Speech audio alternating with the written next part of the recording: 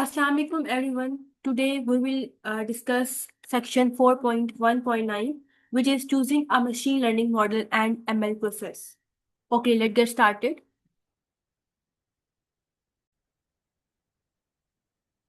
Okay, next topic choosing the right machine learning model. अब हम लोग ये देखेंगे कि हमारा डाटा किस टाइप का है, क्या चीज़ हम लोगों ने अचीव करनी है, उसके अकॉर्डिंग हम लोगों ने कौन सा मॉडल अप्लाई करना है। पहले हम लोगों ने ये चीज़ सीख लिया है कि सुपरवाइज लर्निंग मॉडल क्या होता है, अनसुपरवाइज लर्निंग मॉडल क्या होता है, रीइंफोर्समेंट लर्निंग मॉडल क्या होता है। लेकिन अब हम लोग सिचुएशन देखेंगे कि किस सिचुएशन पे कौन सा मॉडल अप्लाई होगा, और आज हम लोग उस चीज़ को देखेंगे। Choosing the right machine learning model. When solving a problem, we must first decide what we want to achieve. The choice of model depend on the type of data and task.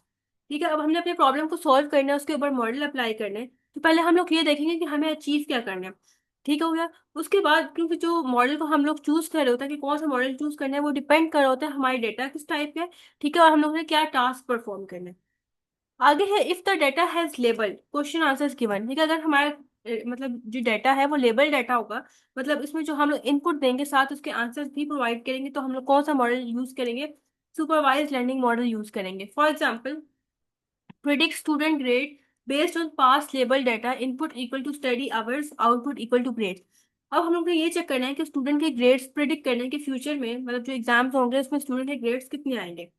ठीक है, तो हम उसे एक data provide करेंगे, एक पास label data होगा। ठीक है, पास में देखेंगे कि उस स्टूडेंट के कितने मार्क्स आए हैं, स्टडी आवर्स कितने हैं, उसके क्या ग्रेड्स आए हैं, और उसके अकॉर्डिंग जो हमारा मॉडल है वो प्रिडिक्ट करके बताएगा कि इस स्टूडेंट के कितने मार्क्स आएंगे।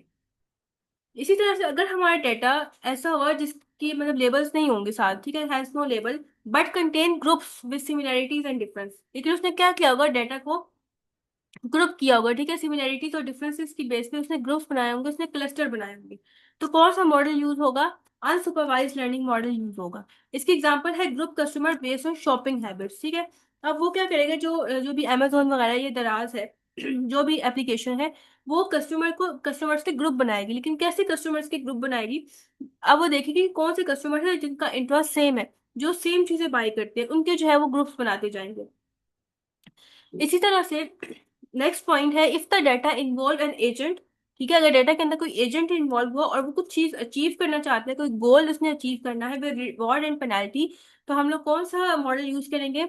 री लर्निंग मॉडल यूज करेंगे। ठीक है, जिसमें जो है वो अपने मतलब जो भी कुछ परफॉर्म करे उसके अकॉर्डिंग या उसकी बेसिस पे वो सीख रहा है। ठीक है, अगर वो ठीक स्टेप लेते हैं तो क्या होगा कि उसको रिवॉर्ड दिया जाएगा, गुड फीडबैक दिया जाएगा। अगर उसने कोई एक्शन परफॉर्म किया लेकिन वो गलत एक्शन उसने परफॉर्म कर दी, तो उसको नेगेटिव फीडबैक दिया जाएगा और उसकी बेसिस पे वो अपने आप को इम्प्रूव करने की कोशिश करेगा। तो उसके लिए हम लोग क्या यूज करेंगे, कौन सा मॉडल यूज करेंगे? Reinforcement learning model use करेंगे।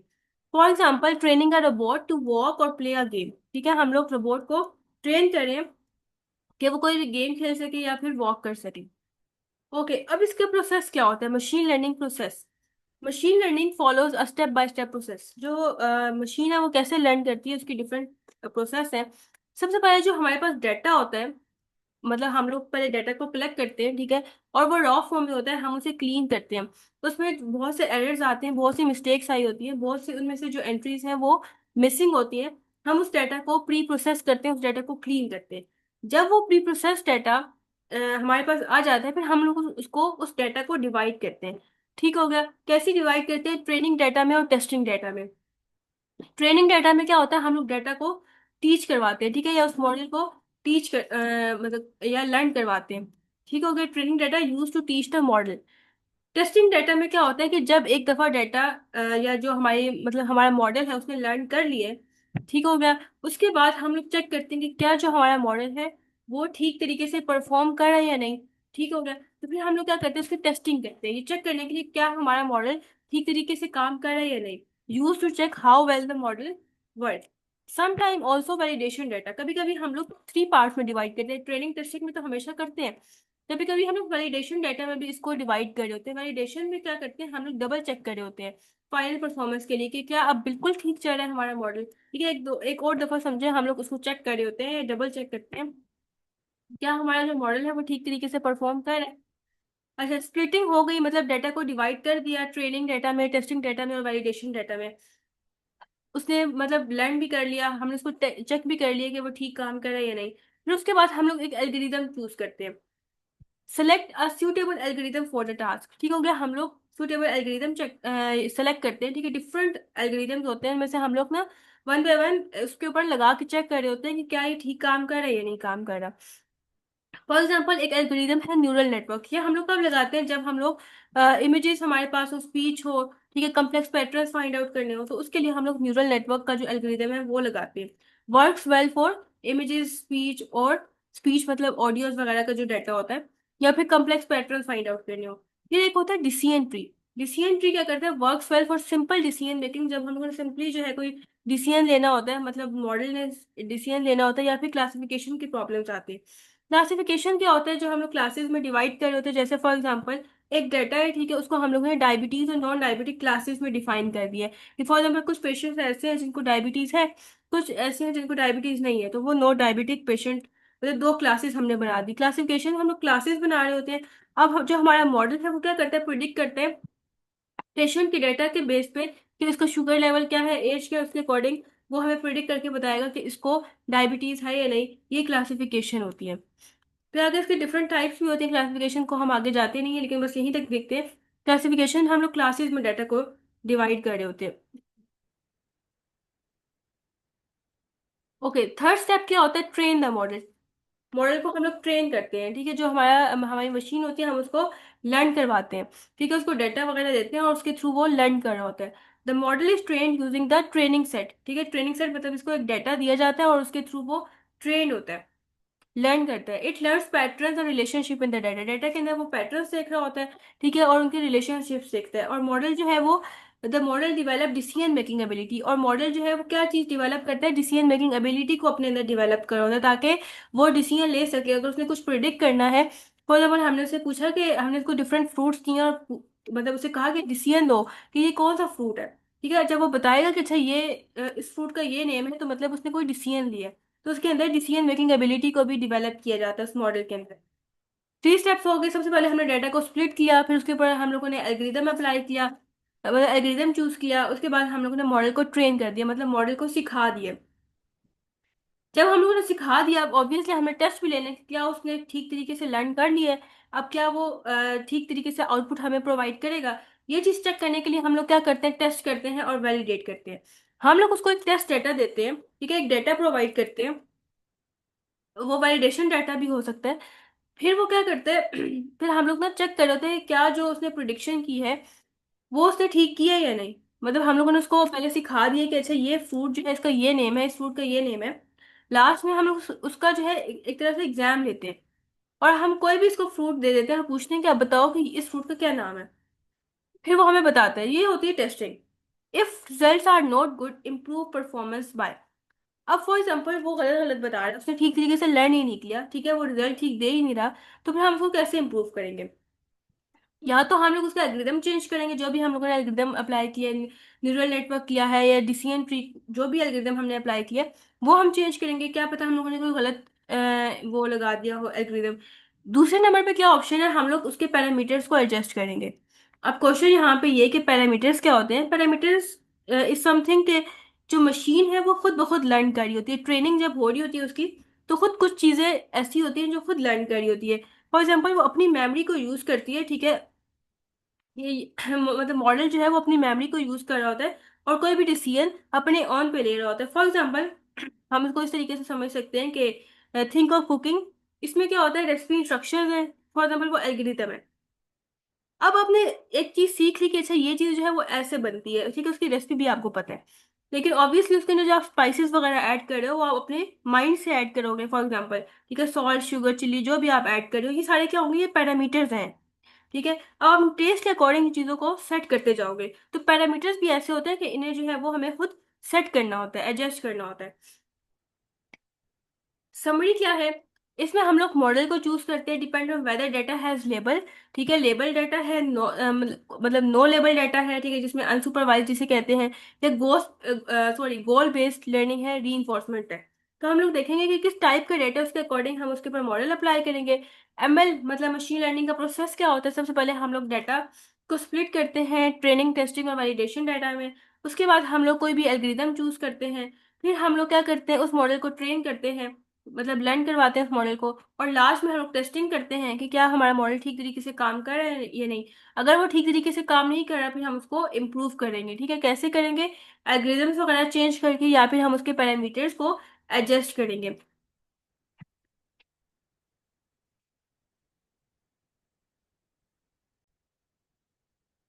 ओके, नेक्स्ट सेक्शन है 4.1.10, आर्टिफिशियल इंटेलिजेंस, मशीन लर्निंग और डेटा साइंस। हम लोगों ने वन बाय वन सबको एक दफा डिस्कस कर लिया कि आर्टिफिशियल इंटेलिजेंस क्या होता है, मशीन लर्निंग क्या होता है, डेटा साइंस क्या होता है। एक दफा फिर से देखते हैं।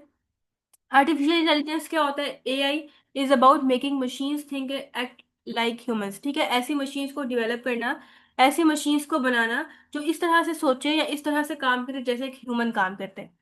गोल क्या है, इसका पर्पस क्या है, हम ऐसा क्यों चाहते हैं? To create intelligent system that can reason, learn and make decision. ठीक है, ऐसे सिस्टम्स, ऐसे इंटेलिजेंट सिस्टम को क्रिएट करें कि जो डिसीजन ले सकें, जो लर्न कर सके, जो ह्यूमन की तरह एक्ट कर सके। फॉर एग्जाम्पल, जिस तरह सेल्फ ड्राइविंग कार होती है जो खुद ब खुद ड्राइव हो रही होती है, इसी तरह से चैट बॉट्स हैं, ठीक है, जो हमारी लैंग्वेज को अंडरस्टैंड करती हैं, हमारे हर क्वेश्चन का आंसर कर रही होती है।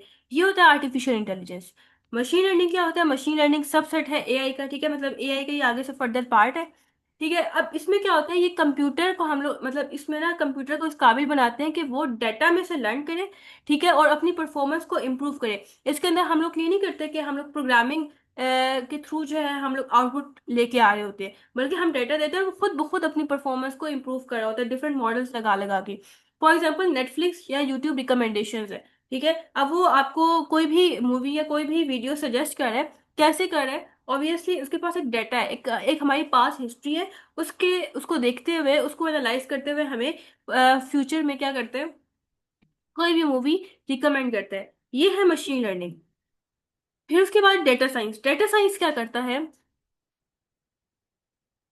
Okay, data science is about collecting, analysing and understanding data to extract useful information. ये क्या करता है? सबसे पहले जो डेटा होता है उसको गैदर करता है, उसको इकट्ठा करता है, उसके ऊपर एनालिसिस परफॉर्म करता है, उस डेटा को इंटरप्रेट करता है या अंडरस्टैंड करता है, और लास्ट में उस डेटा में से कोई यूजफुल इंफॉर्मेशन को फाइंड आउट कर लेते हैं। ओके, उसके बाद इसका पर्पस क्या होता है? ये पैटर्न्स या ट्रेंड फाइंड आउट कर रहा होता है डाटा में से, और जो कि डिसीजन मेकिंग में हेल्प करता है। जैसे सेल्स एनालिसिस इन कंपनीज है, अब वो देखेंगे कि हर साल जो है सेल्स इंक्रीज हो रही है, डिक्रीज हो रही है, उनके पैटर्न्स वगैरह को एनालाइज करेंगे। ये हो गया डेटा साइंस। अब आगे जो है, आपकी बुक में इसके अंदर कुछ ना कुछ सिमिलैरिटीज दी हुई थी। ए आई, एम एल और डेटा साइंस तीनों में क्या चीज सिमिलर है? एक तो डेटा ड्रिवन है तीनों, यूज ऑफ एल्गोरिदम, तीनों जो है एल्गोरिदम को यूज करते हैं, और ऑटोमेशन है। अब इनका क्या मतलब है, वन बाय वन इनको भी डिस्कस करते हैं। डेटा ड्रिवन में क्या है कि जो एआई है, एमएल है और डेटा साइंस है, इन तीनों को डाटा की जरूरत होती है कोई ना कोई काम करने के लिए। ठीक है, इनके पास डाटा नहीं होगा तो ये कोई एक्शन परफॉर्म नहीं कर सकेंगे, कोई काम या कोई भी टास्क को परफॉर्म नहीं कर सकेंगे। For example, AI chatbot है, ठीक है, या आप सीरी की एग्जांपल ले लें, आप चैट जीपीटी की एग्जांपल ले लें। ये कैसे लर्न करते हैं? कन्वर्सेशन के थ्रू। ठीक है, जैसे जैसे ये हमारे साथ बात करते हैं, वैसे वैसे जो है ये लर्न कर रहे होते हैं। इसी तरह से एमएस स्पैम फिल्टर, इसका क्या मतलब होता है? कुछ ऐसी ईमेल्स होती हैं जो कि फेक होती हैं, कुछ ऐसी ईमेल्स होती हैं जो कि एक्चुअल में मतलब ठीक होती हैं। अब ये क्या करती हैं, ये उन ईमेल डाटा को ट्रेन या उन ईमेल डाटा में से लर्न करती हैं, और आखिर में इस चीज को आइडेंटिफाई करते हैं कि अच्छा ये स्पैम ईमेल है या ये नॉन स्पैम स्पैम ईमेल है। ठीक है, अब इसने कैसे लर्न किया कि ये स्पैम ईमेल है या ये नॉन स्पैम स्पैम ईमेल है? इसने, इसको डाटा दिया गया। ठीक है, डाटा के अंदर जो है वो डिफरेंट ईमेल्स थी, कुछ एक्चुअल ईमेल थी, कुछ स्पैम ईमेल थी। उसमें से देखा कि अच्छा स्पैम ईमेल ऐसी होती है, नॉन स्पैम ईमेल ऐसी होती है। जब हमने इसको, इसकी टेस्टिंग की, तो इसने हमें ठीक आंसर दिया कि अच्छा ये वाली स्पैम ईमेल है और ये वाली नॉन स्पैम ईमेल है। तो उसने कैसे सीखा? डाटा में से सीखा। फिर उसके बाद डेटा साइंस है जो कि यूज करिए सेल डाटा को, और क्या फाइंड आउट करिए, टॉप सेलिंग प्रोडक्ट, कि कौन सा प्रोडक्ट ऐसा है जो सबसे ज्यादा सेल हो रहा है, कैसे पता चला उसे? उसने डाटा में से एनालिसिस किया ना, डाटा को देखते हुए उसने ये चीज एनालाइज की। तो डाटा के थ्रू ही हर काम करते हैं ये लोग, डाटा नहीं होगा तो ये कुछ भी नहीं कर सकेंगे। फिर उसके बाद है use of algorithm. AI, machine learning और डेटा साइंस तीनों एल्गोरिथम्स को यूज कर रहे होते हैं, क्योंकि अपने प्रॉब्लम्स को सॉल्व करने के लिए। अब all three uses algorithms but in different ways, लेकिन डिफरेंट वेज में होते हैं, डिफरेंट एल्गोरिदम को तीनों यूज कर रहे होते हैं। फॉर एग्जांपल, एआई है तो वो लॉजिक को यूज करेगा या फिर सर्च एल्गोरिदम्स को यूज करेगा, जिसके अंदर क्या है कि decision making in games expert system, ठीक है। फॉर एग्जांपल हम लोग चेस की कल हम लोग बात कर रहे थे, तो वो कैसे खेलते हैं, वो ऑब्वियसली उसके उसके ऊपर जो है वो डिफरेंट एल्गोरिदम्स यूज हुए होते हैं। अब मशीन लर्निंग है, वो डिफरेंट एल्गोरिदम यूज करेगा, जैसे सुपरवाइज्ड मॉडल हो गया, अनसुपरवाइज्ड मॉडल हो गया, ठीक है, और डेटा में से लर्न करता है। डेटा साइंस कौन से एल्गोरिदम्स को यूज करता है, वो स्टैटिस्टिकल या फिर विजुअलाइजेशन एल्गोरिदम्स को यूज कर रहा होता है, ताकि जो है ग्राफ्स बना सके, रिपोर्ट बना सके, या फिर पैटर्न फाइंड आउट कर सके। बेसिकली तीनों एल्गोरिदम्स को यूज करें, लेकिन डिफरेंट एल्गोरिदम्स को यूज करें, सबके अपने अपने एल्गोरिदम है। थर्ड चीज जो इनमें सेम है वो है ऑटोमेशन। ऑटोमेशन क्या होता है कि ऐसी मशीन्स बनाना जो मतलब जिसमें ह्यूमन की इन्वॉल्वमेंट कम से कम हो सके, ठीक है। बहुत सी ऐसी जगह होती हैं जहाँ पे ह्यूमन काम नहीं कर सकते, वहां पे जाके फिर मशीन काम कर सके। तो ऑटोमेशन का मतलब ये है कि मशीन्स काम करें, रिड्यूस ह्यूमन एफर्ट, ठीक है। ऑटोमेशन से क्या होता है कि जो ह्यूमन की एफर्ट है वो कम से कम होती है, ह्यूमन की इन्वॉल्वमेंट कम से कम होती है, ह्यूमन कम से कम काम कर रहा होता है। उसके बदले में कौन काम करता है, मशीन्स काम करती हैं।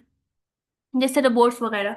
The main goal of all three is automation, ठीक है। तीनों का जो पर्पस है वो क्या है, ऑटोमेशन है। डू टास्क ऑटोमेटिकली, टास्क जो है वो ऑटोमेटिकली परफॉर्म हो जाए, which human use to do, ठीक है। जो पहले क्या होता है कि ह्यूमन की जरूरत पड़ती है उस काम को करने के लिए, लेकिन अब वो ऑटोमेटिकली काम हो जाए। फॉर एग्जाम्पल एआई जो है वो ड्राइवरलेस कार्स बना रहा है, ठीक है। अब क्या होगा, यहाँ पे ह्यूमन की नीड खत्म हो जाएगी।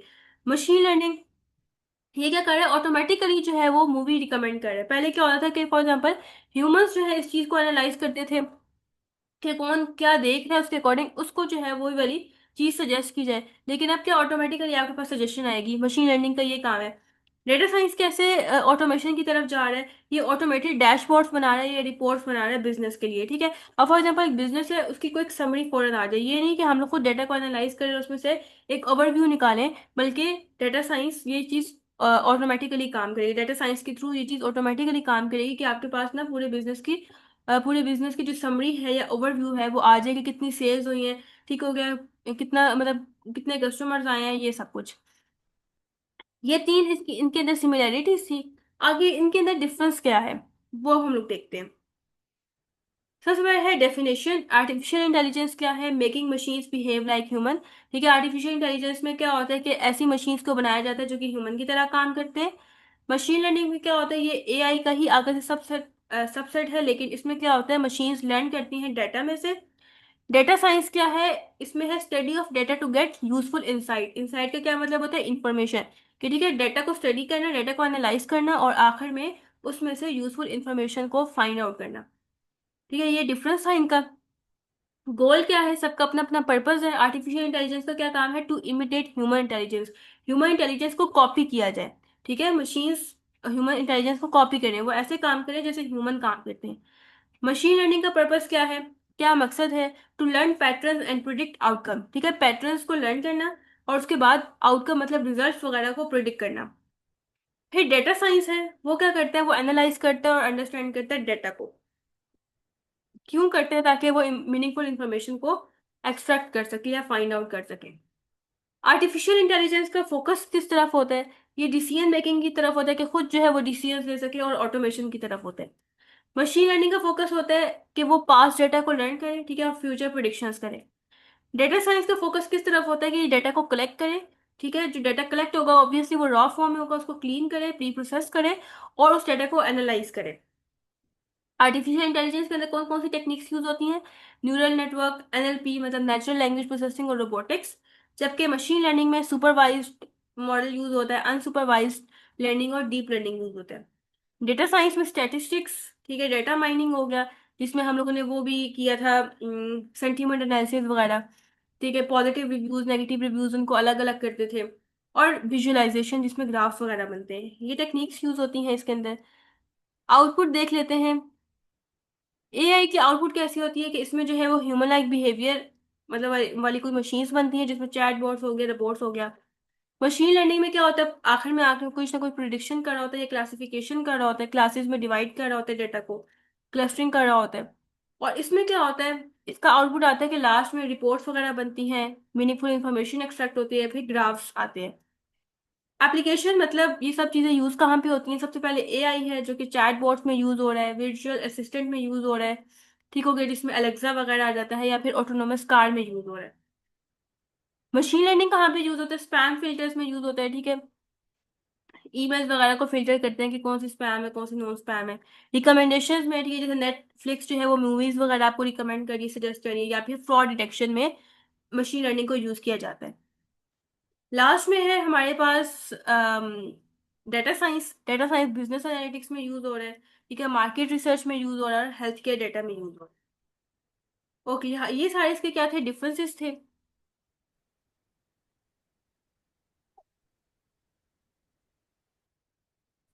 नेक्स्ट टॉपिक है trend prediction and behaviour segmentation. ठीक है, पहले हम लोग वन बाय वन दोनों को डिस्कस करते हैं और आखिर में देखते हैं कि इन दोनों में डिफरेंस क्या है। ट्रेंड प्रिडिक्शन में क्या होता है, technique to find out the possibility of a customer leaving company, service और प्रोडक्ट। इसमें एक ऐसी टेक्निक यूज की जाती है जो कि फाइंड आउट करती है कि क्या पॉसिबिलिटी है कि जो कस्टमर है वो हमारी कंपनी के जो सर्विस और प्रोडक्ट यूज कर रहा है उसको छोड़ दे। ठीक हो गया, इसमें ये टेक्निक यूज करें ताकि पता चले कि कौन सा कस्टमर जो है वो आपकी कंपनी को छोड़ने लगा है। ठीक हो गया, पर्पस क्या होता है, help business and marketing team keep customer loyal. ठीक है, इसमें क्या होता है, ये बिजनेस में हेल्प कर रहा होता है और वो देखते हैं कि कस्टमर आपके प्रोडक्ट के साथ, ये जो आप सर्विसेज प्रोवाइड कर रहे हो उसके साथ कितना लॉयल है, कितना वफादार है, कितना जो है वो आपके मतलब आपके साथ जुड़ा रहेगा। ठीक हो गया, इंपॉर्टेंस क्या होती है, retaining existing customer is cheaper and more beneficial than getting new one. इसमें यही होता है कि इसकी इंपॉर्टेंस की जो पहले से आपके पास जो कस्टमर है, जो काफी टाइम से आपकी सर्विसेज को यूज कर रहा है, आपके प्रोडक्ट को यूज कर रहा है, वो ज्यादा बेनिफिशियल एज कम्पेयर टू कोई वो आपको छोड़ के चला जाए और कोई नया कस्टमर आ जाए। अनहैप्पी कस्टमर में स्विच टू कंपिटिटर्स। ठीक है, बहुत से ऐसे मतलब आपकी प्रोडक्ट की क्वालिटी जो है आहिस्ता आहिस्ता खराब होना स्टार्ट हो जाती है। तो इसमें यही होता है कि यही चांसेस होते हैं कि जो कस्टमर है, ठीक है, जो कि काफी टाइम से आपसे ही सारी चीजों को बाय कर रहे हैं, वो किसी और कंपटीटर की तरफ, कंपटीटर होता है कि फॉर एग्जांपल आप कोई भी प्रोडक्ट सेल कर रहे हो, या फॉर क्लॉथ का आपका मतलब क्लोथिंग का बिजनेस है आपका, ठीक है, आप कपड़े वगैरह सेल करते हो। अब एक और कंपटीटर क्या होगा कि आपके मुकाबले में भी ऑब्वियसली कोई ना कोई दूसरा ब्रांड होगा, ठीक है, जो कि कपड़े वगैरह सेल करता है। अब हो सकता है कि जो आपके कंपटीटर्स हैं उनकी तरफ जो आपका कस्टमर है वो उनसे अब वो जो कपड़े हैं वो बाय करना स्टार्ट करते हैं। तो इसमें ये चीज देखनी होती है कि कौन सा कस्टमर आपको अब छोड़ने लगा है। ठीक है, ऐसी टेक्निक्स को यूज करना होता है। फॉर एग्जाम्पल, टेलीकॉम कंपनी है, customer complaining about poor services may stop using it and moving to another company. अब कस्टमर्स हैं जो कि पुअर सर्विसेज मतलब आपकी तरफ से पुअर सर्विस जो है वो दी जा रही है उसके बारे में कंप्लेन करते हैं, और उसके बाद क्या है कि उसकी आपकी कंपनी को छोड़ देते हैं और किसी और कंपनी में स्विच कर देते हैं क्योंकि अब आपकी सर्विसेज की क्वालिटी ठीक नहीं रही। इसी तरह से क्लोथिंग स्टोर है, अब उसमें प्रिडिक्ट करेंगे कौन से कस्टमर जो है वो जो आपकी आपकी प्रोडक्ट है उसको बाय करना मतलब छोड़ रहा है। ठीक हो गया, आप उसकी मतलब परचेजेस वगैरह को एनालाइज करोगे, फ्रीक्वेंसी देखोगे कि कितने टाइम के बाद जो है वो वहां से क्लॉथ बाय कर रहे हैं। ठीक है, और उसके बाद जो है उसकी लॉयल्टी चेक करोगे और फीडबैक देखोगे कस्टमर की तरफ से क्या फीडबैक आ रहा है। इन सब चीजों को एनालाइज करोगे और उसके बाद आप प्रिडिक्ट करोगे कि कौन सा कस्टमर जो है वो अब आपको छोड़ने लगे। यहाँ तक क्लियर है, समझ आ गया इसमें। इसमें बेसिकली क्या है कि आपने प्रिडिक्ट करना होता है कि कौन सा कस्टमर जो है वो अब आपकी आपकी जो कंपनी है उसको छोड़ने लगा है। ठीक है, आपके प्रोडक्ट का वो यूज नहीं करेगा बल्कि जो आपके कंपिटिटर्स हैं, जो आपके मुकाबले में जो लोग हैं, ये मतलब या आपके जो मुकाबले के जो ब्रांड्स हैं उनको आप यूज करेगा या उनसे जो है वो प्रोडक्ट्स वगैरह बाय करेगा। अब प्रोसेस क्या होता है इसमें, सबसे पहले आप क्या करते हो, आप कस्टमर का डाटा कलेक्ट करते हो कि वो कितने टाइम के बाद परचेजेस मतलब कर रहा है, फीडबैक उसका देखोगे, उसकी लॉयल्टी चेक करोगे कितना आपके साथ वफादार है। तो ये सारा डाटा जब आपके पास आ जाएगा फिर आप उसके ऊपर एल्गोरिथम अप्लाई करोगे और डाटा को एनालाइज करोगे और उसके बाद आइडेंटिफाई करोगे।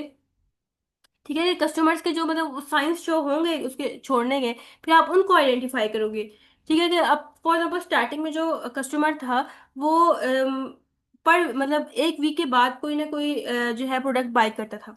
आहिस्ता आहिस्ता क्या उसकी फ्रीक्वेंसी कम होती गई। ठीक है, 2 महीने के बाद कोई प्रोडक्ट आप बाय करते हैं, फिर ये साइंस होते हैं छोड़ने के। या फिर जो है साल के बाद कोई प्रोडक्ट बाय कर लेता है, आहिस्ता आहिस्ता वो आपकी कंपनी को छोड़ देगा। तो ये साइंस होते हैं जिसको आपने आइडेंटिफाई करना होता है कि कौन सा कस्टमर जो है वो आपके आपकी कंपनी को छोड़ रहा है। अगर ऐसा कुछ आप देखते हो तो फिर आपको क्या चाहिए कि आप एक्शन लेते हो। ठीक हो गया, उसके अगेंस्ट एक्शन लेते हो। क्या एक्शन लोगे कि आप उसको जो है बहुत सी ऑफर्स देना स्टार्ट कर दोगे ताकि आपकी कंपनी की तरफ दोबारा से वो वापस आ जाए। यहाँ पे आप कोई मुझे एग्जांपल दो, आपके माइंड में कोई ऐसी एग्जांपल है। मैम, प्रोसेस की। प्रोसेस नहीं, मतलब इसमें जो जिस तरह से अभी मैंने एग्जांपल दी, फॉर एग्जांपल एक क्लोथिंग ब्रांड है, ठीक है, उसमें आपके पास कस्टमर आ रहा है। अब वो जो है टाइम मतलब आहिस्ता आहिस्ता जो है वो आपके प्रोडक्ट को बाय करना छोड़ रहा है। इसी तरह से कोई और एग्जांपल, इसमें एक बैंकिंग की एग्जांपल हो सकती है। बैंकिंग के एग्जांपल से होता है कि फॉर एग्जांपल कस्टमर जो है वो अपना 3 मंथ से क्रेडिट कार्ड यूज ही नहीं कर रहा। अब बैंक प्रिडिक्ट करेगा कि हो सकता है कि वो अपने अकाउंट को वहां पे क्लोज कर दे, तो बैंक क्या करेगा, उसको बोनस वगैरह ऑफर करेगा ताकि वो दोबारा से वापस आ जाए। इसकी और इस तरह से एग्जांपल हो सकती है कि फॉर एग्जांपल जो यूजर है, स्टार्टिंग में वो क्या करता था, वो ना नेटफ्लिक्स मूवीज वगैरह जो है वो बहुत देखता था। आहिस्ता आहिस्ता जो है वो उसने देखना छोड़ दिए। अब प्रिडिक्शन क्या होगी, हो सकता है कि अब वो जो सब्सक्रिप्शन होती है नेटफ्लिक्स की वो कैंसिल कर दे। तो नेटफ्लिक्स यहाँ पे एक्शन लेगा, क्या एक्शन लेगा कि उसको जो है वो रिकमेंडेशंस वगैरह प्रोवाइड करेगा, उसको सजेशन देगा कि आप ये वाली मूवी देख सकते हो, ठीक है, उसको डिस्काउंट वगैरह ऑफर करना स्टार्ट कर देगा। इससे हो सकता है कि जो आपका कस्टमर है वो वापस आ जाए। ओके, नेक्स्ट है बिहेवियर सेगमेंटेशन। इसमें क्या होता है, इसमें ना कस्टमर को डिवाइड करना होता है ग्रुप्स में, लेकिन कैसे, उनके इंटरेस्ट की बेस पे। जो मतलब देखेंगे कौन से कस्टमर्स ऐसे हैं जिनका जो इंटरेस्ट लेवल है वो सेम है, ठीक है, जिनका बिहेवियर सेम है, उनकी बेसिस पे उनको ग्रुप्स में डिवाइड करते जाएंगे। ठीक है, फॉर एग्जांपल कुछ ऐसे कस्टमर्स हैं, दराज की बात कर लेते हैं, वो क्या करते हैं, उसके पास डिफरेंट टाइप्स के कस्टमर्स आते हैं। कोई जो है फॉर एग्जांपल क्लोथ्स की तरफ इसका इंटरेस्ट है, उनको एक ग्रुप में डाल देगा। किसी का जो है वो इलेक्ट्रॉनिक्स की तरफ, इलेक्ट्रॉनिक की चीजें बाय करते हैं, ठीक है, उसकी तरफ इंटरेस्ट है, उसको एक ग्रुप में डाल देगा। पर्पस क्या होता है, help business design targeted marketing strategies, ठीक है, ताकि जो है मार्केट स्ट्रेटजीज को टारगेट किया जा रहा है, ठीक हो गया कि कौन से कस्टमर्स हैं वो उनका सेम इंटरेस्ट है, उनको वैसी चीजें जो है वो सजेस्ट की जाए। की एस्पेक्ट एनालाइज, इसमें क्या है कि परचेज फ्रीक्वेंसी, आप देखेंगे कौन से ऐसे कस्टमर्स हैं जिनकी मतलब फ्रीक्वेंसी होता है कि किस तरह से जो है, या कितनी अमाउंट में वो प्रोडक्ट बाय करें, या मतलब हर वीक में वो प्रोडक्ट को बाय करते हैं, या जो है वो डेली कोई प्रोडक्ट बाय करते हैं, ये फ्रीक्वेंसी है। हाउ ऑफन दे बाय, ठीक है। ब्रांड लॉयल्टी चेक करेंगे, कितने लॉयल हैं उस ब्रांड के साथ, क्या वो आपके ही ब्रांड को यूज करते हैं या आपके ही ब्रांड ब्रांड से प्रोडक्ट को ऑर्डर करते हैं। इसके बाद ओकेजन्स देखेंगे कि कब, क्यों वो बाय कर रहे हैं, ठीक है, कोई भी चीज कब और क्यों बाय कर रहे हैं। ठीक है, सिर्फ ईद वगैरह पे बाय करते हैं या फिर जो है वो हर मंथ कोई चीज बाय कर रहे हैं। Response to promotion and marketing, और उसके बाद जो है इनका मतलब अगर आप उनको कोई चीज प्रमोट करते हैं, कोई चीज सजेस्ट करते हैं कि आप ये चीज बाय कर सकते हो, क्या वो चीज वो बाय करते हैं या नहीं करते। फिर बेनिफिट क्या होता है इसका, help meet customer need better, ठीक है, इससे क्या होता है कि जो कस्टमर की नीड्स हैं वो मीट कर जाती हैं। इसके अलावा allow business to offer personalise services, इससे क्या होता है कि जो कस्टमर्स होते हैं जिनका सेम चीज़ों की तरफ इंटरेस्ट होता है, जिनका जिस तरफ इंटरेस्ट होगा उनको वही चीज़ रिकमेंड की जाएगी। इसके बाद क्या होता है, मार्केटिंग में इंप्रूवमेंट आ जाती है। ठीक हो गया, अगर हम इसको एग्जांपल समझें तो उसकी एग्जांपल इस तरह से हो सकते हैं, फॉर एग्जांपल एक ट्रैवल कंपनी है, ठीक है, अब वो क्या करती है, वो देखती है कि कौन से फ्रीक्वेंट ट्रैवलर्स हैं, ठीक हो गया, बिजनेस ट्रिप्स वाले हैं, कौन से सीजनल ट्रैवलर हैं जो सिर्फ समर विंटर वेकेशंस वगैरह में ट्रैवल करते हैं, कौन से बजट ट्रैवल हैं जो कि चीप पैकेजेस वगैरह सिर्फ यूज कर रहे होते हैं। फिर क्या होगा कि हर ग्रुप, मतलब ना हर कस्टमर का या हर ट्रैवलर का जो जिनका सेम इंटरेस्ट है, कि कौन से ऐसे हैं जो फ्रीक्वेंट ट्रैवलर है, सीजनल ट्रैवलर है और बजट ट्रैवलर है, तीनों के क्या कर देंगे, ग्रुप्स बना देंगे। ठीक हो गया, और उसके अकॉर्डिंग जो है वो उनको प्रमोशंस वगैरह या उनको जो है वो रिकमेंडेशंस वगैरह प्रोवाइड की जाएंगी। ठीक है, लग रही है कौन से जो है मतलब कौन से ऐसे ट्रैवलर हैं जिनको लग्जरी पैकेजेस ऑफर करने हैं, कौन से ऐसे हैं जिन्हें बजट डील्स करनी है, कौन से ऐसे हैं जिन्हें चीपर जो पैकेजेस होते हैं वो प्रोवाइड करने हैं।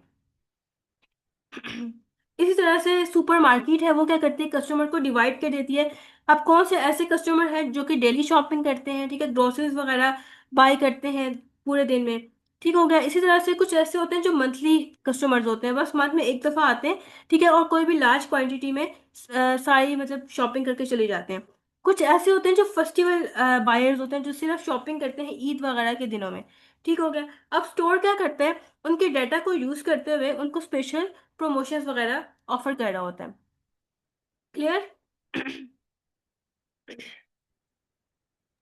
Yes ma'am. दोनों में डिफरेंस क्लियर हो गया? चर्न प्रिडिक्शन में क्या होता है, बिहेवियर सेगमेंटेशन में क्या होता है? यस मैम, क्लियर हो ओके, गया। चर्न प्रिडिक्शन में बेसिकली क्या होता है, प्रिडिक्ट करते हैं कौन सा कस्टमर अब छोड़ जाएगा आपको।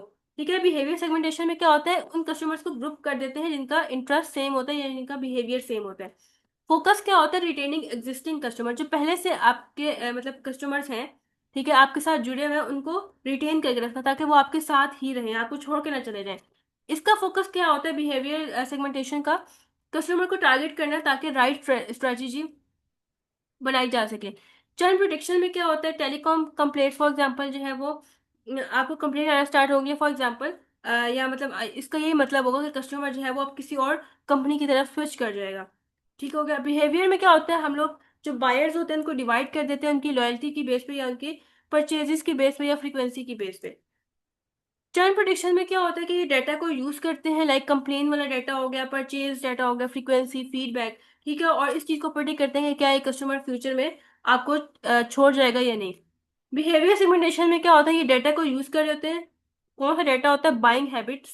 ठीक है, उसके बाद कितना जो है वो मतलब यूजेज को देखें, कितना जो आपके प्रोडक्ट को यूज कर रहा है। इसके अलावा रिस्पॉन्स टू एड, कि क्या जो आप उसको प्रमोशन ऑफर कर रहे हैं क्या वो उसका रिस्पॉन्स करता है, कोई भी प्रोडक्ट आपने ऑफर किया क्या वो उसको बाय करेगा या नहीं करेगा। ओके, यहाँ पे ये एंड हो गए। आपकी तरफ से कोई question? Okay, I hope so आपको आज का लेक्चर समझ आ गया होगा। इनकेस फिर भी कोई क्यूरी है तो आप कमेंट सेक्शन में लिख सकते हैं।